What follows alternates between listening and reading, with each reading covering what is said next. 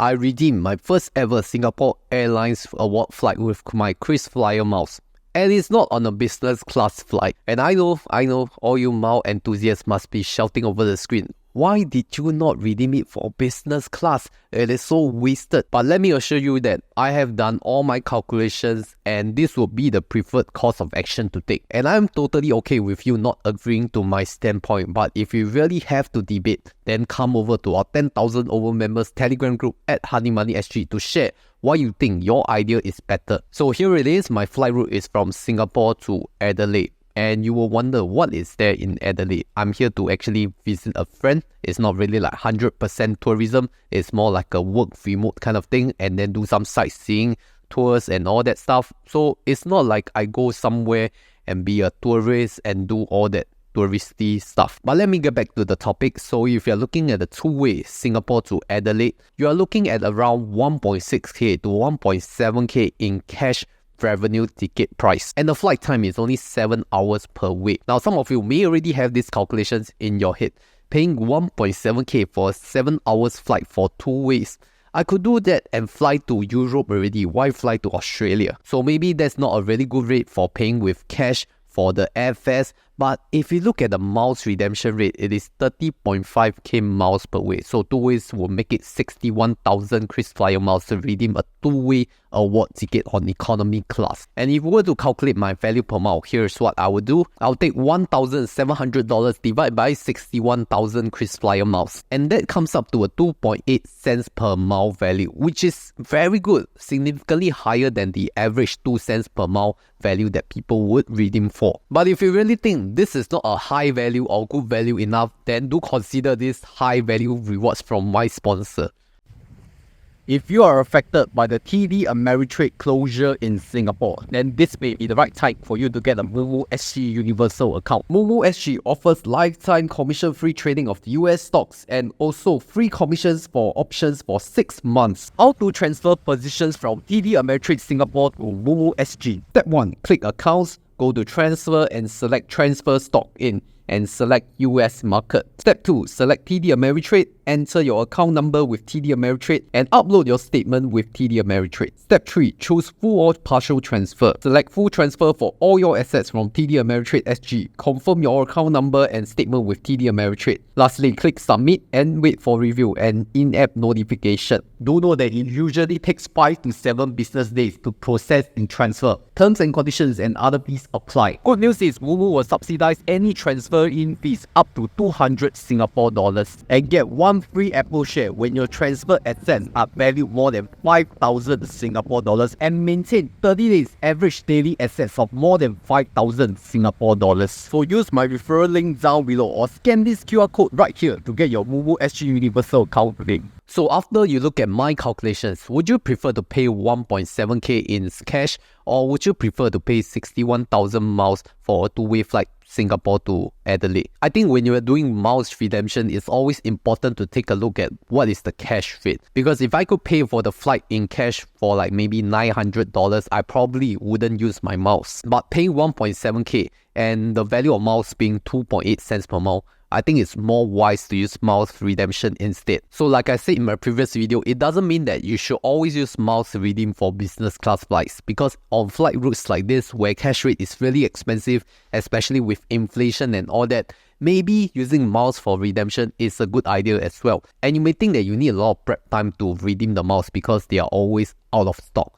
But in actual fact, I only booked this flight on May 20. And I'm flying on September 20 something. So that's a good 4 months sleep time, which is not unreasonable. It is acceptable. But you may ask, why did I not redeem it for business class? Because I'm fairly comfortable with economy class, especially with Singapore Airlines right now. Because Singapore Airlines is probably one of the top few airlines in the world.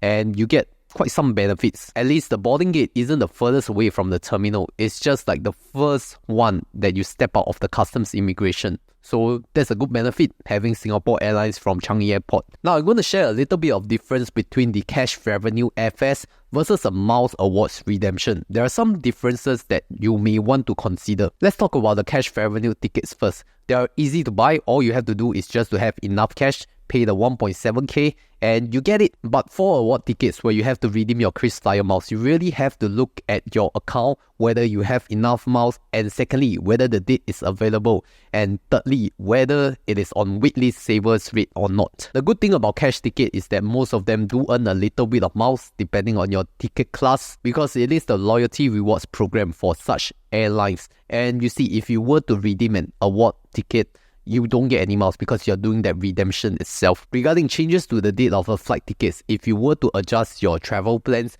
I think for cash revenue tickets, you may have to pay a fee. But for mile award tickets, I think you pay a much lesser fee. It was even free during the COVID period. So there's quite a little bit of difference. Then let's talk about the soft benefits, like if you want to select your seats. On cash revenue tickets, you may have to pay a fee depending on your ticket class. But for miles awards tickets, it is complimentary. You could choose your seat even before the flight. But it doesn't really affect me because I had the benefit to choose as a KrisFlyer Elite Silver member, which is a nice touch, I guess, nothing much. So you see, the crux of redeeming your award tickets using miles is that you really need to be readily available at these dates, because the best rates are actually the savers. And in the best case, they do not need to be waitlisted, because that's what I did. I just redeemed 13.5k each way on those days where saver rates are available and do not need to be waitlisted. So that's your best bet. Book it as early as you can, be as flexible on the dates as you can. And if you really want to have a step-by-step guide on how to redeem your miles for award tickets, here is how it goes. Once you have earned enough points on your bank rewards portal or credit card portal, you need to first transfer these points from the credit card rewards to your KrisFlyer Miles account. Now, different banks have different conversion rates or different minimum transaction amounts, but mostly they will transact at a minimum of 10,000 miles. For example, on the Citi Rewards portal, 25,000 Citi Thank You points will be equivalent to 10,000 miles. So all this you have to do the conversion yourself manually. And here's a gentle reminder, you cannot transfer these miles to another person's name. You can only transfer those to your own name. It is illegal to do transfers to other people's names. Your account may get banned. So once your miles are transferred to your own KrisFlyer account, you have to log into the Singapore Airlines. Then once you're logged in, you can go ahead and search for a flight, and then select redeem flights before you search, because it will now show you a different search page where it shows how much KrisFlyer miles is required for your flight destination per way or 2 ways depending on your flight route. Then enter your depart and return date and your seat class, whether you want economy or business, and it will show you the availability on the next page. That's where you can see whether the savers rate is available. I'll strongly recommend for you to choose dates where saver rates are available without waitlist, because that's the best confirmation you can get.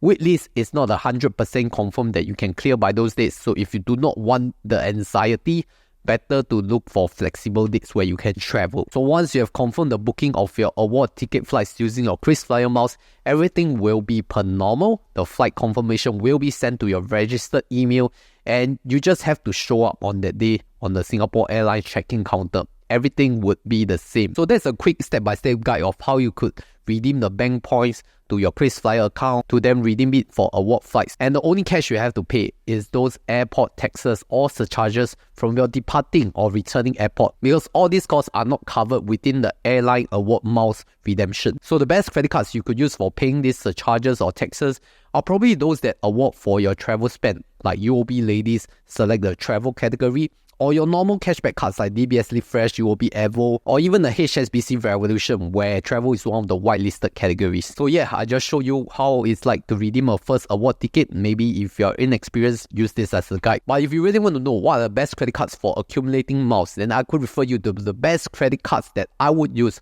for accumulating my miles in the video right here.